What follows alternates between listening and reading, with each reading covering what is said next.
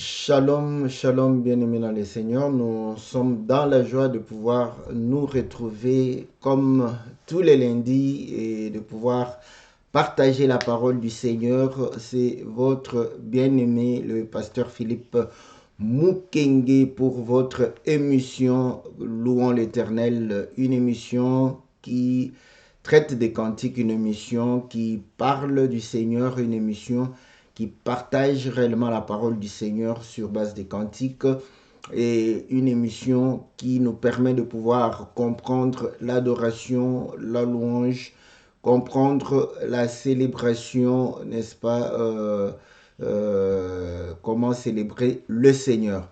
Que le Seigneur vous soit favorable, que le Seigneur vous bénisse, que le Seigneur puisse vous accorder toutes les bonnes choses qu'il a préparées dès avant la fondation du monde. Que le Seigneur puisse répondre réellement sa grâce et répondre à vos préoccupations, à vos attentes, à vos aspirations.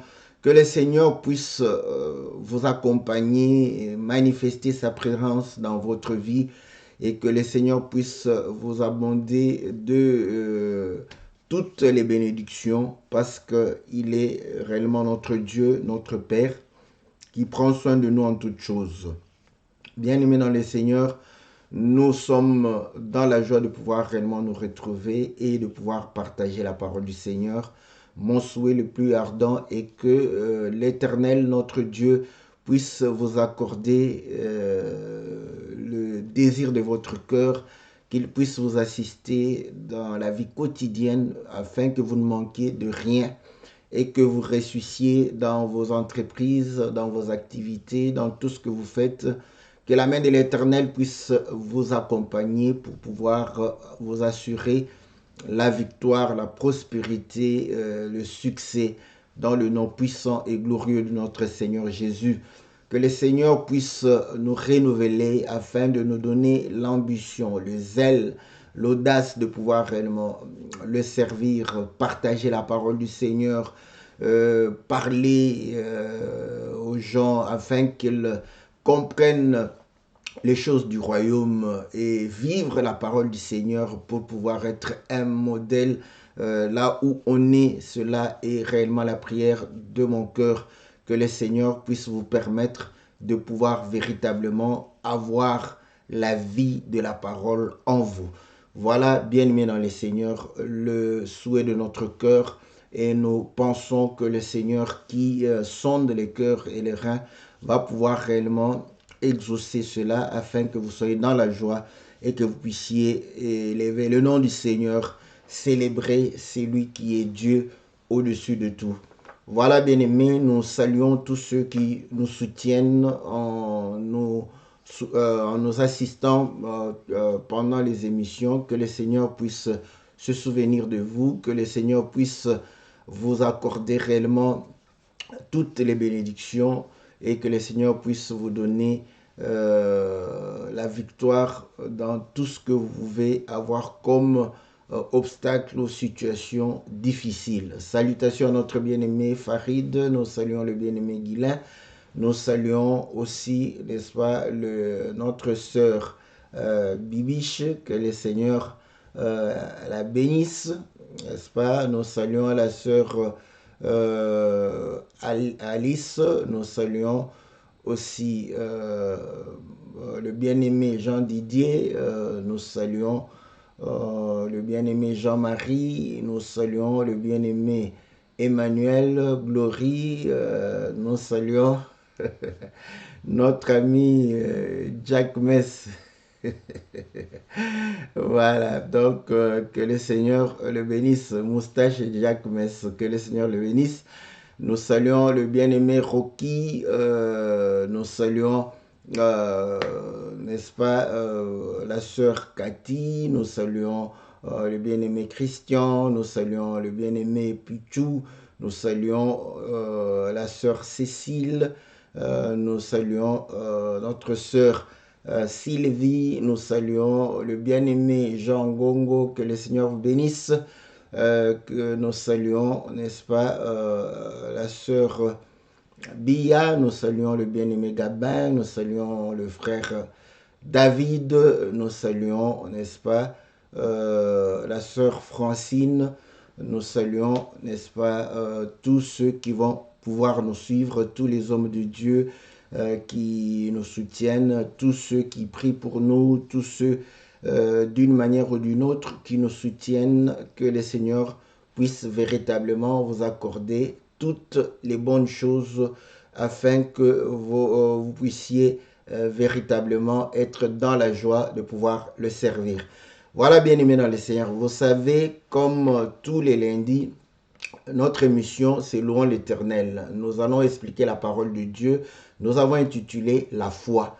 Mais nous avons tiré ce thème du cantique de notre sœur Agnès qui a chanté le Dieu qui accomplit ses promesses. Donc, nous allons parler de la foi parce qu'elle a chanté la foi dans ce cantique. Comme nous avons toujours dit, le cantique est en lingala. Nous allons réellement avoir le temps de résumer le cantique en français pour nos frères et sœurs qui ne comprennent pas directement le lingala. Et nous allons pouvoir parler de la foi. Nous allons aborder la foi aussi dans le sens qu'elle aborde dans le cantique, dans le sens que les gens perçoivent, et nous allons pouvoir apporter aussi cette dimension que nous aimerions apporter, parce que nous croyons que lorsque nous parlons de la foi, il doit y avoir aussi une différenciation entre un païen qui croit, qui a confiance, qui est convaincu, qui a foi aussi, parce que le mot foi n'est pas exclusif pour les chrétiens. Nous croyons que beaucoup qui ne sont pas chrétiens ou qui ne croyant, ils estiment aussi qu'ils ont la foi sur certaines choses. Voilà, donc il faudrait aussi que nous puissions marquer cette différence. Voilà, comme nous l'avons toujours dit, nous allons suivre le cantique. Donc, après avoir suivi le cantique, nous allons revenir dans notre studio virtuel. Et là, nous allons pouvoir véritablement partager la parole du Seigneur. Que le Seigneur vous soit favorable. Écoutons le cantique de notre sœur Agnès.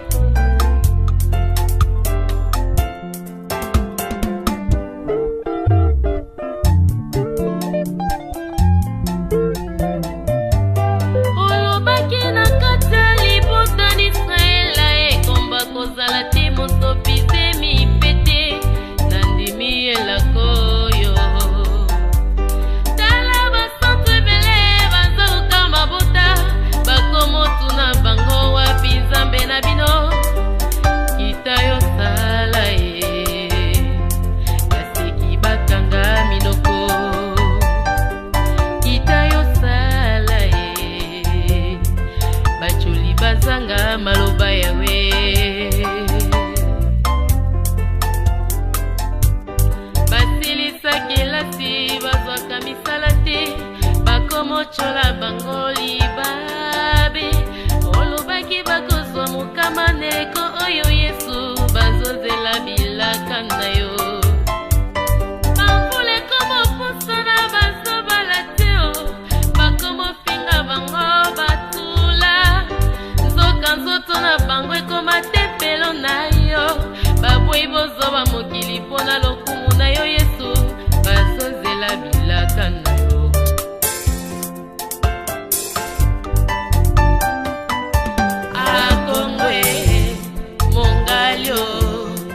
Baseki bakanga minoko Akongwe mongalyo, bacholi bazanga maloba yawe. Akongwe mongalyo, baseki bakanga minoko Akongwe mongalyo, bacholi bazanga maloba yawe.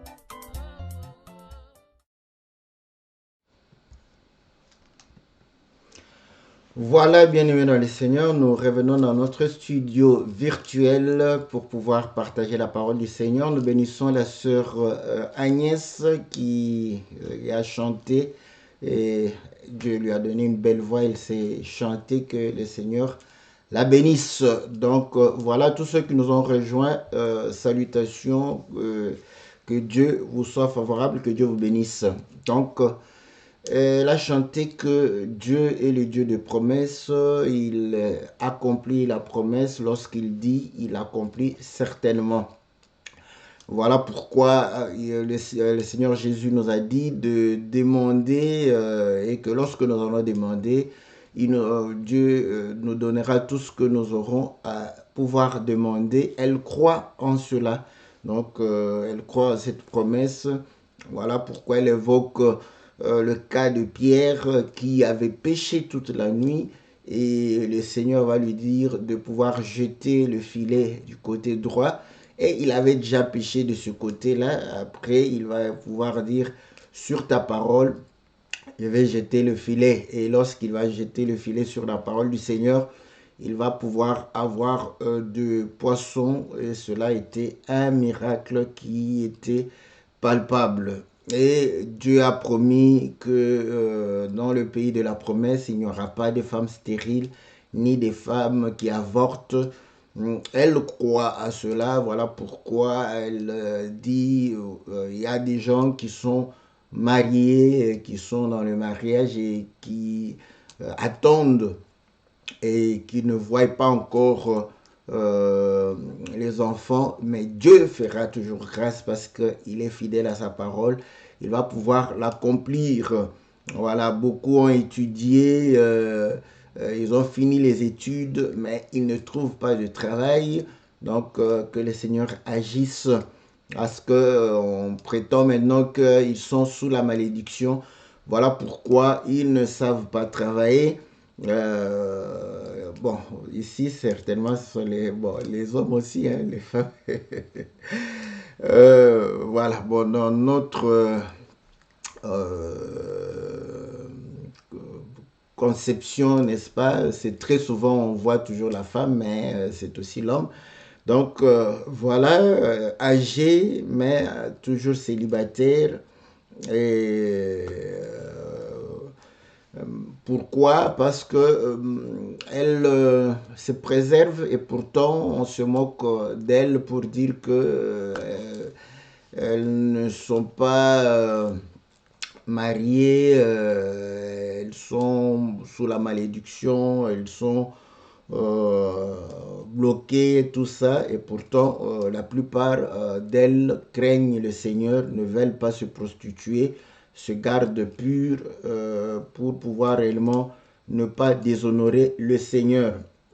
Donc sa prière est que le Seigneur puisse agir afin que les moqueurs se taisent, afin que l'ennemi n'ait pas à se réjouir de toutes ces souffrances. Donc, pendant que les gens souhaitent la mort, le Seigneur est en train de pouvoir nous préserver et nous ajouter des jours.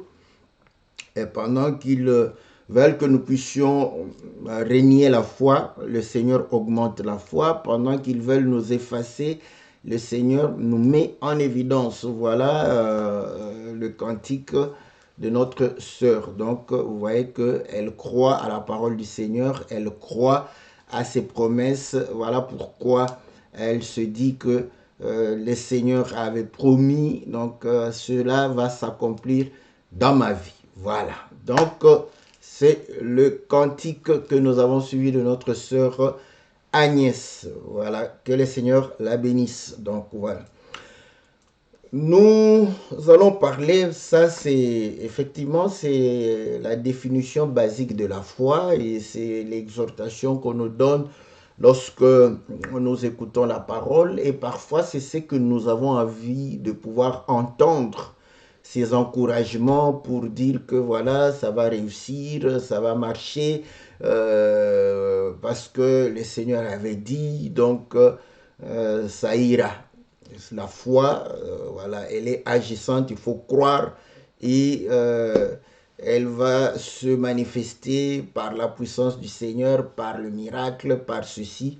C'est un peu l'image que nous avons, n'est-ce pas, de la foi. C'est la conception que nous avons de la foi.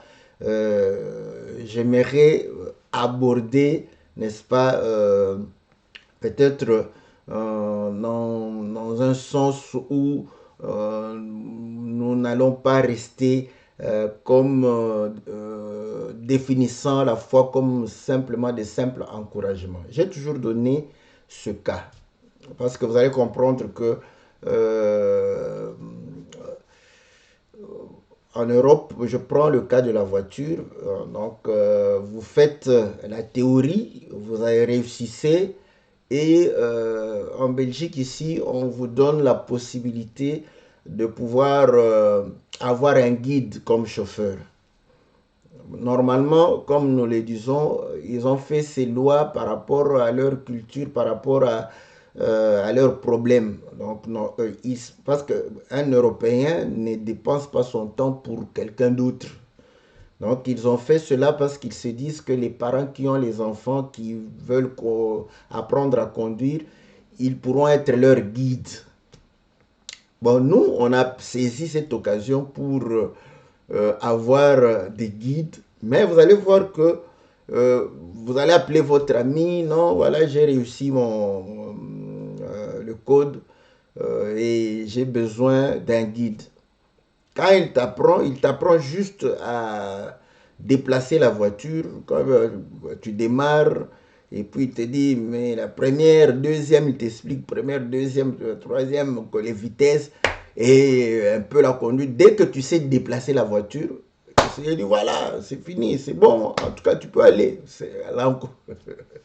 Voilà, il t'encourage comme ça. Mais je vous dis que cet encouragement-là est très, très, très, très dangereux parce que conduire, ce n'est pas déplacer la voiture, c'est respecter le code de la route. Voilà. Donc ça, il ne se préoccupe pas. Il te dit ça va aller, ça va aller, ça viendra avec le temps. Vous voyez, donc c'est un peu ça. C'est ça, c'est que nous avons comme conception, n'est-ce pas? Donc il te donne aussi la foi. Et la foi, ça va marcher.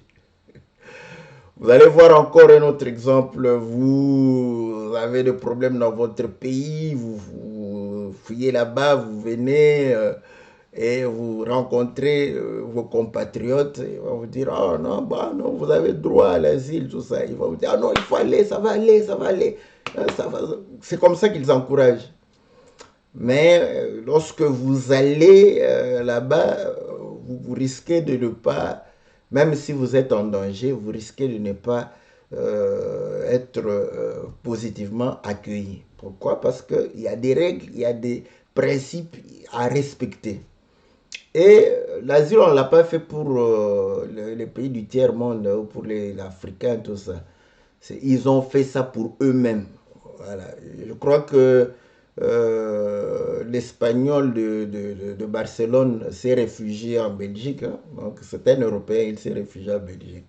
Donc c'est pour vous dire que ce sont les règles qui se sont fixées pour protéger ceux qui devraient être maltraités, tout ça.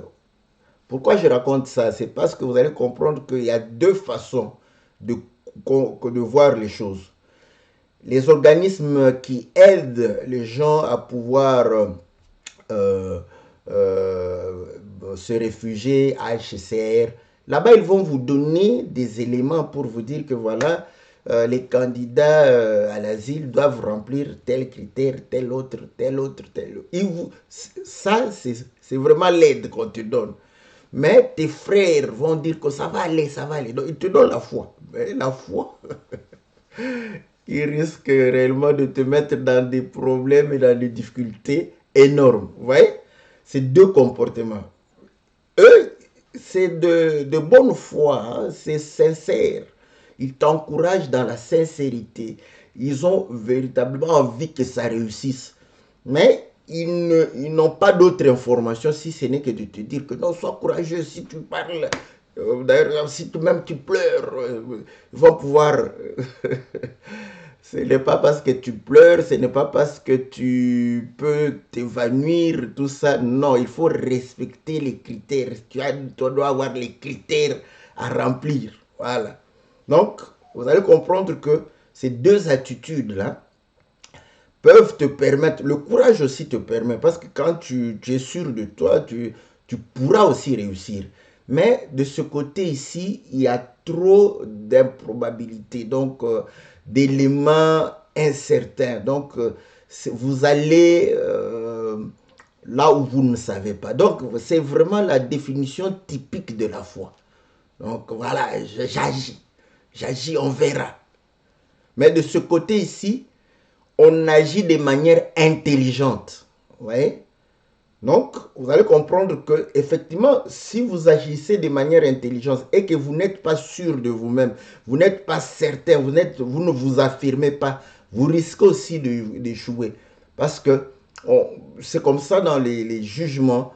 Donc, on voit quelqu'un qui se défend, on regarde son attitude. Vous allez comprendre, je prends encore un autre exemple. Je prends les exemples pour que vous puissiez... Nous parlons de la foi, parce que la foi, j'ai la foi, ça va réussir. C'est ce que je ne veux pas que tu puisses garder dans ton cœur. Pas cette manière-là. Mais que tu comprennes. Je prends des exemples. Vous allez voir que quand nous partons, il y a un monsieur, bon, apparemment on disait qu'il était raciste, mais les propos qu'il avait dit sont des propos justes. Il dit, voilà, on lui dit non, on est européen comme vous, j'ai le passeport européen.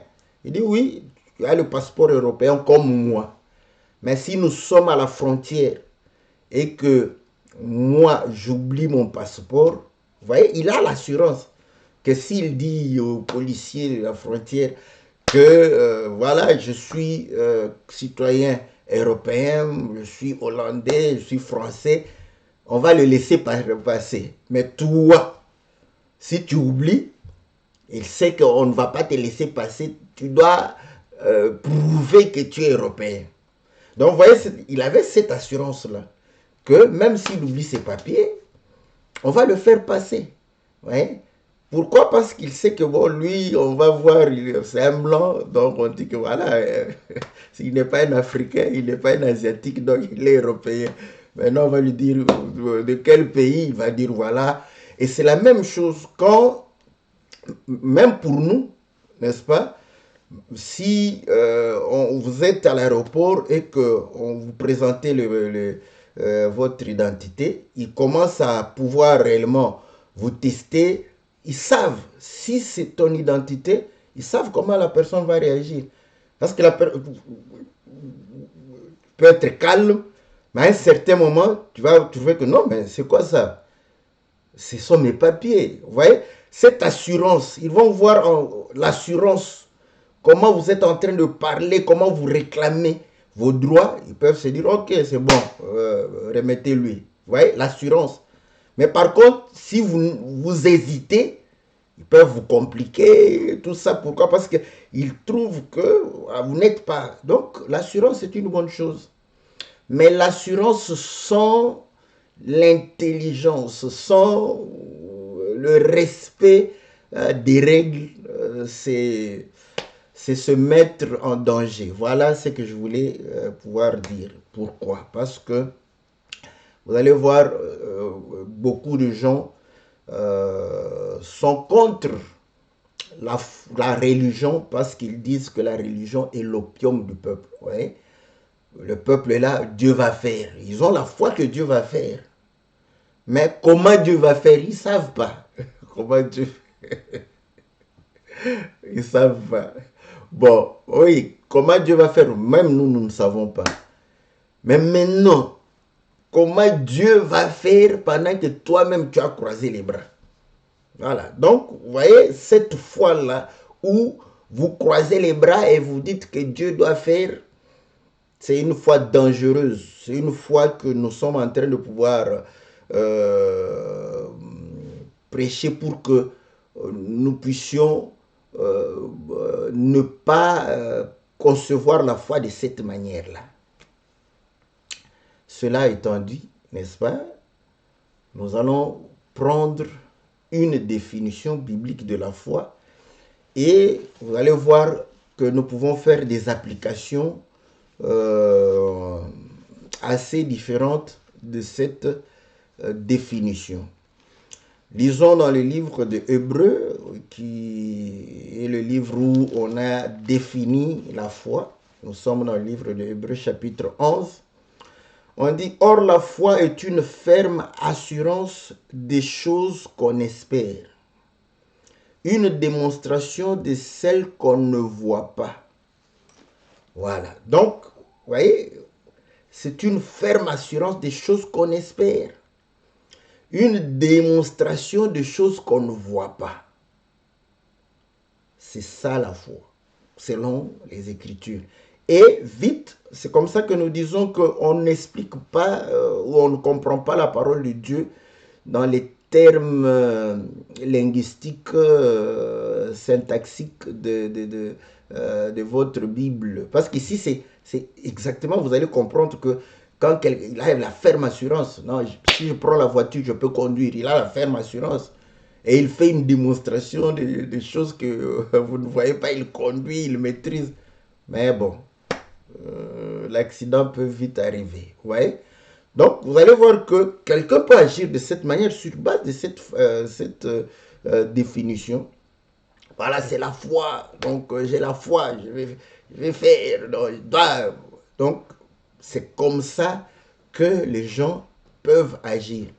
Mais lorsque nous lisons, vous allez comprendre que pour prendre simplement les exemples que la sœur a évoqués, pour Pierre, vous allez voir que Pierre va dire sur ta parole. Ouais? Donc, la foi n'est pas en l'air. Ce n'est pas une conviction, n'est-ce pas, qui n'a pas de base. C'est sur la parole du Seigneur qu'il va jeter le filet. Parce qu'il ne voulait plus, par rapport à lui-même, par rapport à et pourtant c'était un pécheur expérimenté. Mais il va dire sur la parole. Et Romains chapitre 10 démontre que la foi vient de ce que l'on entend. Donc la foi a pour soubassement la parole de Dieu. Donc nous comprenons que ce n'est pas une conviction en l'air. Ce n'est pas une conviction, n'est-ce pas, dans le néant. Or, c'est comme ça que je dis qu'il y a des païens parce que le mot foi n'est pas seulement utilisé dans la Bible. Vous voyez? C'est vrai qu'aujourd'hui, ça a pris une connotation religieuse, mais vous allez comprendre que même les païens peuvent avoir des convictions, des certitudes pour des choses. Maintenant, un païen qui a cette conviction de devenir président de la République, et il devient président de la République, donc nous allons dire qu'il avait foi. Mais est-ce que c'est ça la foi que la Bible est en train de pouvoir nous présenter? C'est ce que nous voulons véritablement. Parce que avoir des convictions, les athées, les païens, tout homme peut les avoir. Donc, faisons la différence entre les convictions que nous avons et la foi. Mais bon, ces convictions, on peut les appeler aussi la foi. Je ne suis pas contre.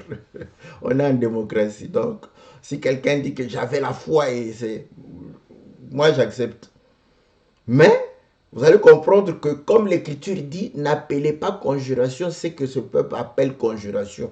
Donc, nous devons aussi ne pas appeler foi ce que le peuple appelle foi, parce qu'il y a le mondain appelle foi quelque chose.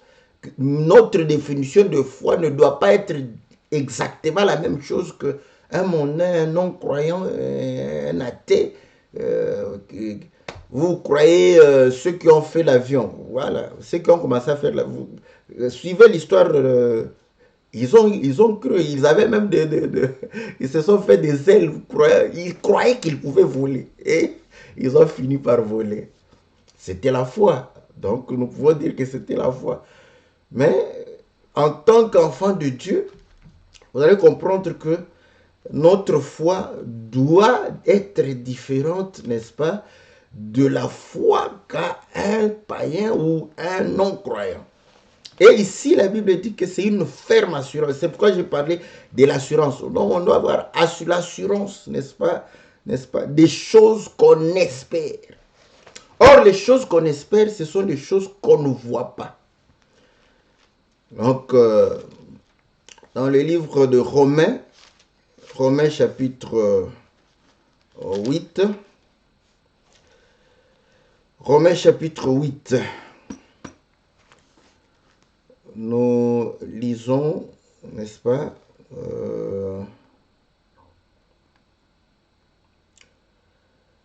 je vais lire quelle écriture, voilà, au verset 24. Car c'est en espérant que nous sommes sauvés. Ouais. Donc ici, on est en train de parler du salut. C'est en espérant que nous sommes sauvés. Or, l'espérance qu'on voit n'est plus espérance. Ce qu'on voit, peut-on l'espérer encore? Mais si nous espérons, c'est que nous ne voyons pas et nous l'attendons avec persévérance. Voilà. Oui. Donc, on espère. La foi, c'est l'assurance des choses qu'on espère. Mais les choses qu'on espère, ce ne sont pas les choses qu'on voit. En français, c'est exactement bon.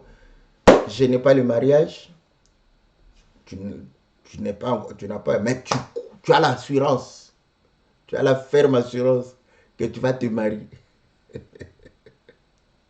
Tu as la ferme assurance que tu vas te marier. Parce que quand le mariage viendra, n'est-ce pas, vous voyez, ça ne sera plus l'espérance. Et on dit, parce que je ne vois pas le mariage, j'espère au mariage. et je vais espérer avec persévérance. Voilà. Persévérer avec... donc, ça se définit de cette manière. Donc, voilà, quelque chose que... Bon, je n'ai pas encore la maison. J'ai l'assurance. J'espère avoir une maison. Vous voyez? Donc, c'est la foi. Donc, tout le monde a la foi. Si vous définissez comme ça, tout le monde a la foi. Vous croyez que quand un païen veut acheter une maison, il a déjà une maison, mais il croit qu'il va acheter une maison. Voilà. Et il va persévérer. Donc là, vous allez comprendre que si nous allons comme ça, tout le monde a la foi. Mais vous allez comprendre que tout le monde n'a pas la foi. C'est vrai que le Seigneur dit à Nicodème, si vous ne comprenez pas les choses terrestres, comment comprendrez-vous les célestes? Donc, la foi par rapport aux choses terrestres, nous pouvons même aller chez un païen pour tirer, n'est-ce pas, des leçons. Parce que, je vous le dis aussi, je vous le dis et je vous affirme que beaucoup de païens ont la foi définie littéralement comme ça, plus que les chrétiens. Parce que vous allez voir que le Seigneur a même évoqué cela pour dire que ceux de ce siècle ici, ils osent. Voilà, la foi est audacieuse. La foi ose. Et vous allez voir que les païens sont des preneurs de risques. Ce sont des gens qui se lancent. Donc, nous pouvons véritablement aller apprendre la foi là-bas. Voilà. Donc, vous allez comprendre que ça, c'est par rapport aux choses de la terre. Cette foi-là, c'est une foi, je dis, je crois, moi je ne... Cette foi-là ne va pas te sauver parce que tu crois avoir une maison et tu as une maison. Est-ce que tu es sauvé pour autant? Non. Tu crois avoir une voiture, tu l'as. Est-ce que tu es pour autant sauvé? Non. Tu crois avoir un mariage et tu l'as. Est-ce que tu seras pour autant sauvé? Non. Tu crois avoir des enfants et tu as les enfants. Est-ce que pour autant tu es sauvé? Non. Vous voyez? C'est une foi qui te permet d'obtenir les choses de la terre. Et cette foi-là, je vous l'ai dit, les païens ont aussi cela. Ils y croient fermement. Combien de païens qui étaient en Afrique là qui disaient que moi j'irai en Europe et il est venu en Europe. Il a cru et il est venu. Voilà. Donc, ça c'est une foi commune à tout le monde. Dieu donne, parce que sinon, vous ne ferez rien. Donc même les païens n'allaient rien faire. Donc ça c'est communiqué à tout le monde. Mais ici, je voudrais que vous puissiez comprendre, parce que Paul dit du salut, il parle, n'est-ce pas, du salut. Voilà pourquoi il dit, car c'est en espérant que nous sommes sauvés. Voilà pourquoi, en Éphésiens chapitre, je ne sais pas si c'est 6 ou... c'est 6, hein, chapitre 6, on parle du salut comme étant l'espérance. Le salut, c'est une espérance. Voilà. Et pour preuve, beaucoup d'entre nous ont difficile à pouvoir témoigner qu'ils sont sauvés. Ils sont sincères, parfois quand vous lui dites, ah, je ne sais pas encore. Parce que, vous voyez, je prends maintenant ces doutes-là pour nous enseigner. Pourquoi beaucoup doutent encore, n'ont pas cette certitude pour dire que moi je suis sauvé. Bon, il ne faut pas le dire comme on le dit, tu as pris un peu de chanvre, un peu de vin, et tu as le courage de le dire, ah, moi je suis sauvé. Ben, sous onction de vin, sous onction de chanvre, tout le monde peut dire ça. Mais dans la sincérité, il y en a qui disent, je ne sais pas encore pourquoi, parce que le salut est une espérance, c'est-à-dire que nous ne sommes pas encore sauvés. Pourquoi nous disons, je vais à certains moments, ah, on n'est pas encore sauvés. Je vais lire une écriture.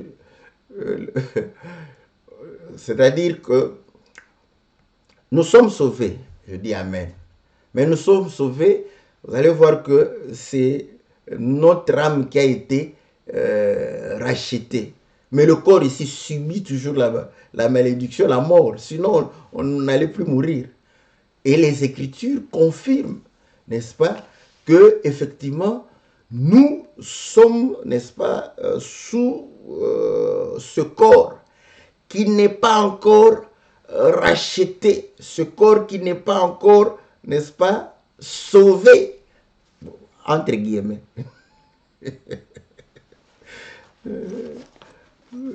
Parce que je sais que certains vont dire non, c'est faux, c'est faux.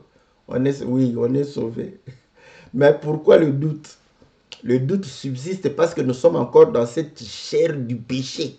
La chair ici et la chair du péché. Voilà. Donc, le salut reste une espérance. Voilà pourquoi nous revenons dans Hébreu où on dit que la foi est une ferme assurance des choses qu'on espère. Or, cette foi n'est pas la foi de pouvoir manger le foufou pendant que vous n'avez rien. Même ceux qui sont, n'est-ce pas, on appelle les chèques chez nous, ont cette assurance qu'ils vont manger.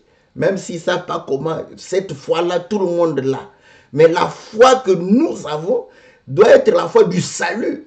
Donc nous savons que nous sommes sauvés. C'est une foi, la ferme assurance, vous voyez. C'est pourquoi nous déclarons sincèrement que nous sommes sauvés. Pas par orgueil, parce que c'est ça vous êtes des orgueils. Non, c'est sincèrement. Nous avons la ferme assurance parce que nous espérons. Le salut est une espérance. Nous avons la ferme assurance du salut. Ouais, que nous sommes sauvés. Voilà. Mais pourtant, le salut va se manifester, n'est-ce pas, comme une récompense. Voilà pourquoi c'est une couronne, c'est le casque. Donc, voilà, le salut vient comme une couronne. Voilà. Vous avez marché avec espérance et le salut vient couronner votre marche. Mais nous avons cette espérance. Vous voyez que le salut, c'est la finalité, c'est quelque chose qu'on ne voit pas, mais qu'on espère maintenant. C'est maintenant que nous espérons ça, pas dans le futur maintenant. Je suis sauvé. Donc il faut que tu sois sûr que tu es sauvé. Sois certain. Maintenant, il continue. Je vais lire une écriture pour justifier parce que je sais que les lecteurs de la Bible peuvent me compliquer la tâche. Tite. Lisons Tite. Tite chapitre 3. On dit ceci, au verset 3.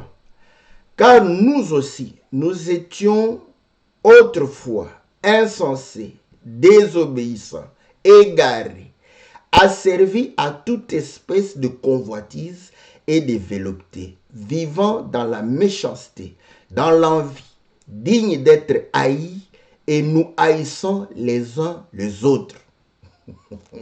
Voilà, nous étions tous, voilà. Maintenant il dit, mais lorsque la bonté de Dieu, notre Sauveur, et son amour pour les hommes ont été manifestés, il nous a sauvés, non à cause des œuvres de justice que nous aurions faites, mais selon sa miséricorde, par le baptême de la régénération et le renouvellement du Saint-Esprit, qu'il a répandu sur nous avec abondance par Jésus-Christ, notre Sauveur, afin que, justifiés par sa grâce, nous devenions en espérance héritiers de la vie éternelle. Vous voyez? Donc, nous avions... c'est ça la foi. La foi, elle est définie. Ferme assurance des choses qu'on espère. Maintenant, si toi tu espères le foufou, les beefsteaks, tu espères les omelettes, donc comprends que tu as la même espérance avec tout le monde. Donc tout le monde espère ça. Et Par leur foi, ils mangent les omelettes, les beefsteaks. Ils voyagent aux États-Unis. Ils vont dans des grands hôtels. Donc, ils ont la foi et ils vivent leur foi. Donc, ça, c'est pour tout le monde. Maintenant, nous avons cette espérance par rapport au salut parce que nous sommes sauvés. Et il démontre que le salut, c'est un couronnement. C'est l'objectif. C'est ce qui va arriver. Mais nous l'espérons maintenant. Voilà pourquoi nous le disons humblement que nous sommes sauvés. Mais comment tu es sauvé? Il revient. Vous voyez? Autrefois, j'étais égaré. J'étais ivrogne. J'étais querelleuse. J'étais, n'est-ce pas, envieuse. J'étais impudique. J'étais prostituée. J'étais un escroc. J'étais un meurtrier. Vous voyez? Donc, la vie qu'on menait là ne démontrait pas, n'était pas une démonstration des choses à venir. Parce que c'est ça ce que Hébreu va pouvoir compléter. C'est pourquoi il dit que nous étions, n'est-ce pas, dans l'envie, dignes d'être haïs. Donc, il reconnaît, quand les gens te haïssent comme ça, oh, ils me haïssent, ils ne te haïssent pas en vain, parce que tu es digne d'être haï. Ce que tu fais là monte la colère et la haine. Mais c'est toi la cause de la haine des autres sur toi, mais tu es le premier à pouvoir encore te justifier. Oh, voyez, ils me haïssent. Mais ils te haïssent parce que ton comportement n'est pas digne de pouvoir recevoir des éloges ou de l'amour. Voilà. Et haïssant. Non seulement nous étions dignes d'être haïs, mais nous haïssions aussi les autres. Voilà. Et c'est là où il dit que lorsque nous sommes sauvés, n'est-ce pas, le Seigneur va pouvoir réellement nous justifier pour que nous puissions devenir, hein, nous devenions en espérance. C'est en espérant, héritier. Et l'héritage, on ne l'a pas encore. Vous voyez? L'héritage, c'est la vie éternelle. On l'a pas. Donc, voilà pourquoi vous voyez, nous sommes héritiers. C'est par espérance. Écoutez, lisons l'écriture. Il dit, cette parole est certaine et je veux que tu affirmes ces choses afin que ceux qui ont cru en Dieu s'appliquent à pratiquer des bonnes œuvres. Voilà. Donc, vous voyez, la foi, c'est la ferme assurance des choses qu'on espère. Qu'est-ce que toi tu espères? Bon, tu espères le mariage, tu auras le mariage. Et tu auras encore de grandes tribulations avec le mariage. Nous viendrons t'exhorter. Maintenant que nous t'exhortons pour dire que focalise-toi dans la parole de Dieu, tu refuses. Tu veux le mariage, tu auras le mariage. Mais quand on va venir t'exhorter dans le mariage qui est une bénédiction, parce que quand tu t'es marié, on a dit que, voilà, l'ami s'est marié, il faut que le célibataire se réjouisse.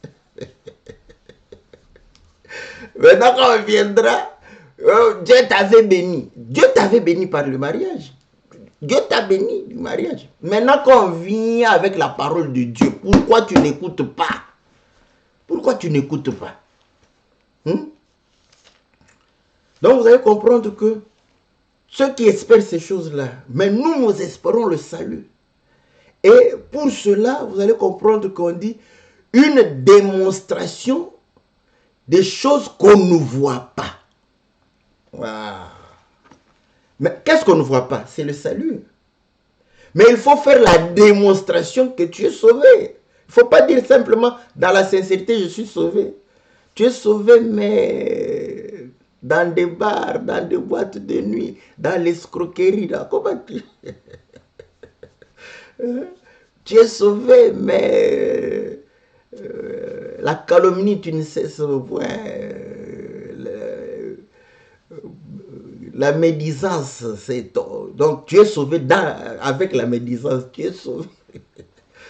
La démonstration, vous voyez, assurance des choses qu'on espère, la démonstration des choses qu'on ne voit pas. Donc, qu'est-ce qu'on... on ne voit pas quoi. Je vais vous dire, vous montrer ce qu'on ne voit pas. Mais il faut faire la... Or, quand vous démontrez les choses qu'on ne voit pas, on les verra.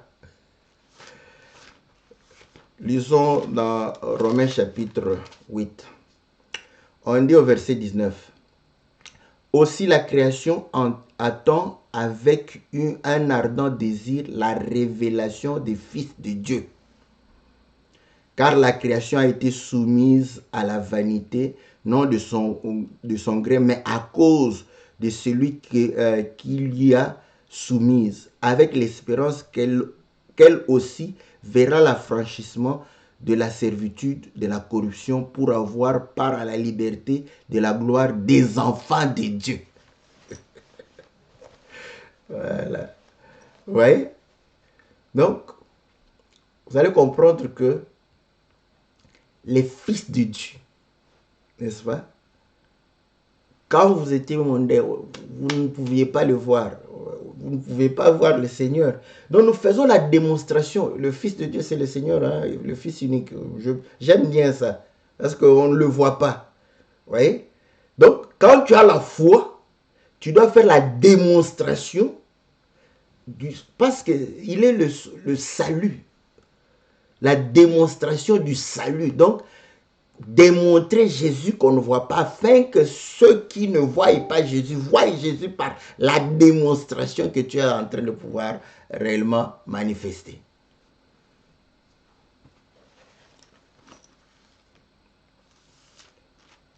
Voilà pourquoi, lorsque vous faites la lecture de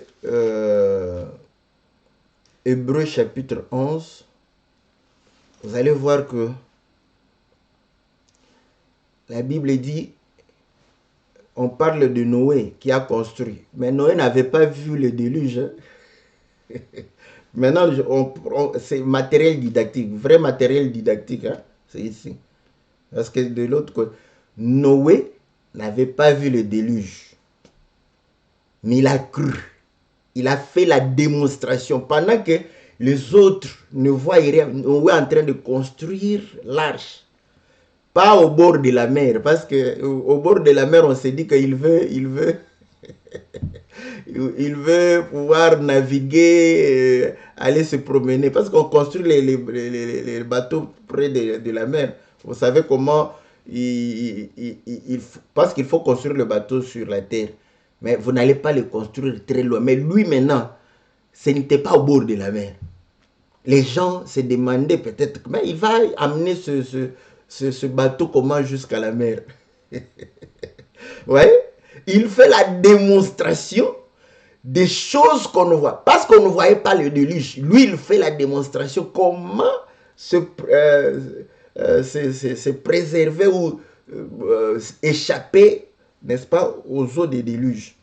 Il construit l'arche en pleine terre. Certainement, les gens pouvaient se moquer de lui pour dire, mais cet homme est fou. Il fallait aller au bord de la mer pour construire ton arche. Il dit, attendez, vous ne voyez pas, vous allez voir. Ouais? Donc, quand on prend Abraham, la Bible dit que Dieu lui a dit, sors. Il est sorti. Ouais? Je vais t'amener. Il ne savait pas où il allait. Ouais? Mais il avait la foi, il marchait sans hésiter. Parce qu'il démontrait que non, là où il allait, n'est-ce pas, c'était un endroit merveilleux, mieux que là où Dieu l'a sorti. J'aime encore, parce que la Bible dit que lorsqu'il est arrivé là-bas, il va pouvoir réellement regarder, oh, mais c'est quoi ça? Dieu m'a mené des États-Unis à l'Éthiopie. Parce que je vous dis... Babylone, Chaldée était une grande puissance. Chaldée, le premier homme puissant, Nimrod, était de Chaldée là. Ouais? Donc c'était une grande puissance. Arrivé maintenant à Cana, il s'est dit mais c'est pas possible. C'est là où il s'est dit non, c'est que Dieu a une cité dont lui-même est architecte. Qu'est-ce qu'il a fait? Parce qu'il croyait à une cité dont Dieu est l'architecte. Il a fait la démonstration. Là où Dieu lui a dit que c'est ça la terre promise, il a habité comme un étranger. Voyez? Il a démontré que non, Dieu a une cité, n'est-ce pas, qui n'est pas d'ici. Une démonstration de choses qu'on ne voit pas. Le fait d'être dans des tentes, le fait d'être comme un étranger, démontrer qu'il a une cité, n'est-ce pas, que Dieu lui a réservée. Mais toi, tu ne veux pas te comporter comme un étranger sur la terre. Tu te mêles de tout. Tu te mêles de tout. Il n'y a rien qui t'échappe. Tu n'es pas un autochtone. Tu vas aller où? Et quand tu chantes que tu iras au ciel aussi, toi tu es autochtone ici sur terre. Et d'ailleurs tu dis que tu n'étais pas venu sur la terre pour les célébrer. Tu étais venu, n'est-ce pas, pour concurrencer les gens. Donc, vous voyez, il se comporte, n'est-ce pas, en étranger. Donc, il mène une vie qu'il ne voit pas de ses propres yeux comme ça, mais qu'il voit avec les yeux de l'esprit. C'est ça. C'est ça la foi.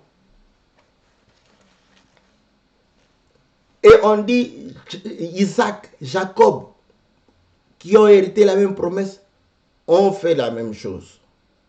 Maintenant, Sarah, on a parlé de Sarah. Sarah va dire, oh mais, moi comment je ménopause déjà. Je n'ai plus envie. Le libido d'Abraham a beaucoup diminué. Comment on va faire un enfant? Oui. Mais comme elle le savait, elle le voyait, que non, elle portait un bébé. Elle a dit à Abraham, non, Abraham, même si je n'ai pas assez envie, mais viens, on va communier ensemble, parce que c'est comme ça que le bébé vient. Quand Dieu a parlé, je me vois porter un bébé. Voilà. C'est comme ça qu'elle va porter le bébé. Et la Bible va continuer. Je vais lire ce que je voudrais pour pouvoir conclure. Au verset 33, il y a beaucoup de gens, comme Paul a dit, le temps me manque de pouvoir parler de Moïse, parler de ceci, parler de cela. Au verset 33, qui par la foi vainquirent des royaumes, exercèrent la puissance, la justice, obtinrent des promesses, fermèrent la gueule de lion, éteignirent la puissance du feu, échappèrent aux tranchées de l'épée, guérirent de leur maladie, furent vaillants à la guerre, mirent en fuite des armées étrangères. Écoutez, des femmes recouvrèrent leur mort par la résurrection. D'autres furent livrés au tourment et n'acceptèrent point de délivrance afin d'obtenir une meilleure... Oh, ça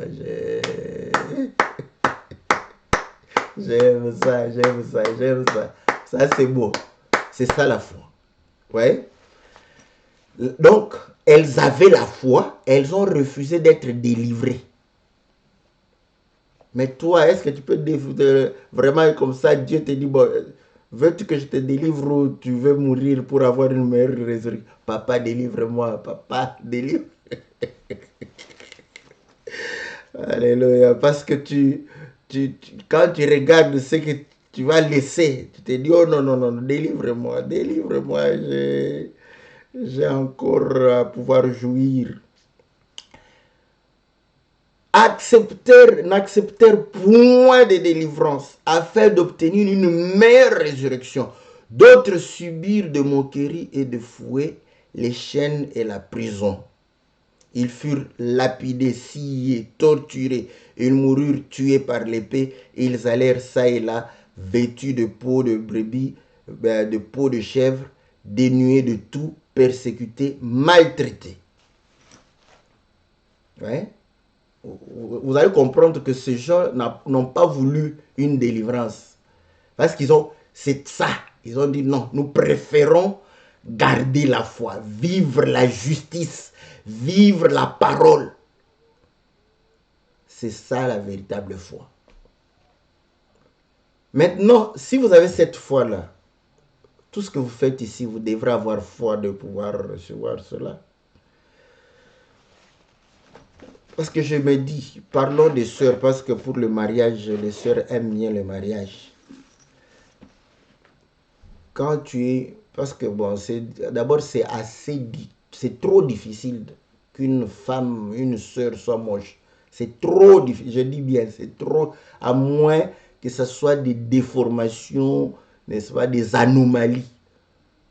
Parce que une sœur, une femme, en tout cas, Dieu a donné la beauté à la femme. Ouais. Vous allez comprendre que, je parle de sœurs, je ne parle même pas, vous allez comprendre que, prenons les sœurs, parce que les sœurs, oh, le mariage, en train de prier, Seigneur, donne-moi les mariages, donne-moi les mariages, donne-moi des mariages. Tu as la ferme assurance, mais est-ce que tu fais la démonstration du mariage? Non. Je parle aux sœurs, je ne parle... Les païennes, vous faites tout ce que vous voulez. Vous n'êtes pas dans notre pays, vous ne pouvez pas respecter nos lois. Et nous sommes en démocratie, je ne vais pas vous imposer quelque chose. Moi, je suis au Congo, je respecte la constitution du Congo. Celui qui est au Cameroun va respecter la constitution du Cameroun. C'est comme ça. Nous sommes dans le royaume des cieux. Nous respectons les règles du royaume des cieux. Vous qui n'êtes pas dans le royaume, faites ce que vous voulez. En fait, c'est ça. Faites ce que vous voulez. On n'a rien à dire là-dessus. Je parle à mes sœurs. À mes sœurs qui ont des difficultés. Parce que je sais, je l'ai toujours dit, les sœurs, elles sont belles. Je me rappelle un frère qui disait, lui il était interprète. Il disait, quand j'interprète là, je vois les sœurs là-bas, je trouve, elles sont toutes vilaines. Mais c'est curieux, moi, parce que certainement il avait les envies des païens. Cependant, moi, quand j'ai regardé les sœurs, je les trouvais belles. Mais comment on ne voit pas la même chose entre lui et moi? On ne voit pas la même chose, comment? Donc, les sœurs, elles sont belles. Maintenant, tu es belle, tu te préserves, tu obéis à la parole, mais l'âge est avancé, le mariage ne vient pas, il y a quelque chose qui ne va pas. Il y a quelque chose qui ne va pas. Quand je dis comme ça, ne crois pas que ta tante t'a ensorcelé, il a mis le masque de vieillesse. Non, ce n'est même pas ça. Ceux qui ont dit que ta tante t'a mis le masque de vieillesse, ils sont venus en Europe ici épouser des vieilles physiques, pas spirituelles, physiques comme ça, pour les papiers. Il a pris une vie. Là, il a oublié qu'en Afrique, les jeunes sœurs, ils les voyaient moches, mais une vieille maman, avec des rides. Mais pour le papier, il ne voit plus, il voit la vieille maman comme une jeune fille. Donc je ne parle pas de ça. Vous allez comprendre que une femme mariée, parce que c'est ça, vous espérez le mariage. Je vais parler quand même aujourd'hui pour mes soeurs. Une femme mariée qui est appréciée, elle est comment? C'est ça, c'est comme ça que tu dois vivre. Ouais? Quand tu pries Dieu, donne-moi le mariage, donne-moi le mariage. Mais tu ne fais pas la démonstration d'une femme mariée. Parce que tu dois faire la démonstration d'une femme mariée pendant que tu es célibataire. Comme nous faisons la démonstration de la vie éternelle pendant que nous sommes sur la terre. Nous sommes des mortels. Est-ce que tu m'entends? Voilà. Pour toi, je ne parle pas pour quelqu'un. Toi-même, tu te dis, une femme mariée qui fait le bonheur de son mari, qui fait, n'est-ce pas, la fierté de sa famille, elle est comment? C'est comme ça que tu dois être. Une femme mariée non accueillante. Les frères, les beaux-frères vont dire, notre frère ici, comment il a pu vraiment être séduit par une telle femme? Ouais. Donc vous allez comprendre que les mondains, ceux qui sont étrangères, qu'est-ce qu'elles font? Parce que l'accueil pour une femme mariée, l'hospitalité, n'est-ce pas? C'est-à-dire le fait de l'accueil, ce n'est pas seulement donner à manger, hein, parce que les femmes parfois croient que quand ils donnent à manger comme ça, c'est fini. Non, c'est pas ça l'accueil. Ouais, une femme mariée, vous entrez chez elle. Je parle entre femmes, hein, je ne parle pas parce que les hommes, je vous mets à côté parce que on ne sait jamais. Quand vous entrez chez elle, elle ne vous salue pas. Est-ce que vous serez contente? Non. Vous voyez, ce sont des petits trucs. Bon, toi, tu ne salues jamais les frères parce que tu te préserves.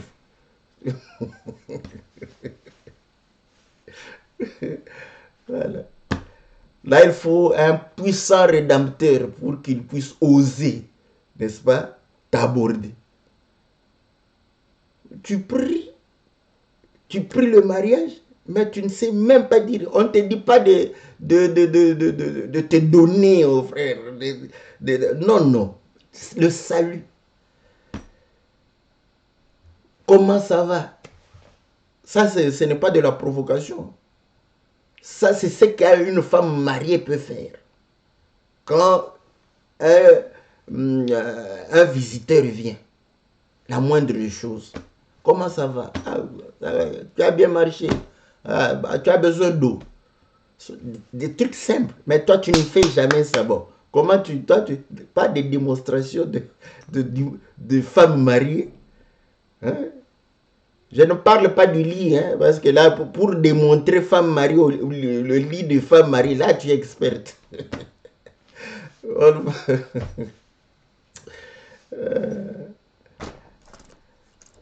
Ouais. Donc, il faut faire une démonstration. Les qualités d'une femme mariée. Tu n'as pas besoin qu'on t'enseigne toi-même, parce que quand tu fermes, tu rêves le mariage. Tu rêves comment tu peux être. Bon, ça, c'est ça que c'est l'espérance. Des choses parce que tu n'es pas encore marié, mais tu espères. Mais il faut faire la démonstration de ces choses. C'est pourquoi moi, je le dis. Que les sœurs, vous devrez avoir cette assurance. Normalement, et puis dans notre évangile, il y a trop de frères que de sœurs. Mais comment les sœurs peuvent ne pas avoir de mariage? C'est ça, c'est tout ce que je dis. Parce que l'Écriture dit, n'est-ce pas, que les lits conjugaux soient exempts de toute souillure. Donc voilà. Ton lit doit être exempt de tout. Tu es en train de faire la démonstration des choses à venir. Mais toi, accueille rien, mais simplement pour donner ton corps là, tu experte. Ça, c'est. Comprends que tu es en train de diminuer ta valeur. Donc, ça sont des petites choses que, lorsque vous les vivez, moi, je ne crois pas qu'une bonne sœur, hein, qu'une sœur, celle qui vit la parole, pas qui veut donner une image d'une sainte, celle-là, elle va se marier. Côte que côte. C'est ça. Comment la personne va sentir que non, ça c'est une femme qui accueille, qui nous met à l'aise. Par un simple bonjour. Bonjour, tu n'aimes pas saluer les gens, tu ne te préoccupes pas des frères, tu veux que les frères se préoccupent de toi. Voilà. Bon, ça c'était pour encourager nos sœurs. Soit celles qui veulent se marier. Celles qui ne veulent pas se marier, vous faites mieux. Bon, je sais que c'est une prédication qui ne sera pas beaucoup entendue, que le Seigneur vous soit favorable. Mais c'était ça ce que nous voudrions, que nous puissions comprendre que la foi du salut, n'est-ce pas, nous permet de vivre le salut maintenant, de vivre la vie éternelle maintenant, de faire une démonstration Voilà pourquoi nous devons faire une démonstration des bonnes œuvres. Et c'est ce qui fait que cette foi va produire, les œuvres va vivre. Voilà. Une foi qui vit, une foi qui agit. Donc, c'est que tu veux, voilà pourquoi on le dit, tu veux être médecin, apprends prends la tête du médecin, vis ça maintenant. Tu dois apprendre la médecine maintenant. Tu prends la connaissance qui est chez le médecin, tu le vis maintenant, tu l'apprends maintenant. C'est comme ça. Et tu deviendras médecin. Tu veux être pilote, c'est prendre. Parce que pilote, c'est le futur. Tu n'es pas encore pilote, mais tu dois vivre le pilote. Voilà pourquoi tu dois apprendre. On va te à penser comme un pilote, à agir comme un pilote, et tu seras pilote. Ça s'entend? Ce n'est pas seulement, tu vas être, ça va aller, tu vas être, crois seulement, tu seras pilote. Tu ne seras jamais pilote avec cette foi. Tu ne le seras jamais. Donc, vous voyez que nous pouvons faire cette application, mais en ayant une foi, que je suis en train de dire, une foi basée sur le Seigneur, sur la sagesse du Seigneur, sur la parole du Seigneur, sur ce que le Seigneur a dit. Voilà. Que le Seigneur vous soit favorable, que le Seigneur vous bénisse, comme nous le disons toujours, n'est-ce pas? Ça, c'est pour les chantres. Continuez, n'est-ce pas, à soutenir. Et ils vont nous bénir au travers réellement cette émission. Que Dieu vous bénisse. On se retrouve, n'est-ce pas, lundi et mercredi. Comme pour le mercredi, envoyez-nous vos questions. Nous allons pouvoir répondre à vos questions humblement et avec la grâce du Seigneur. Que Dieu vous soit très favorable. Que Dieu vous bénisse dans le nom précieux et glorieux de notre Seigneur Jésus. Amen.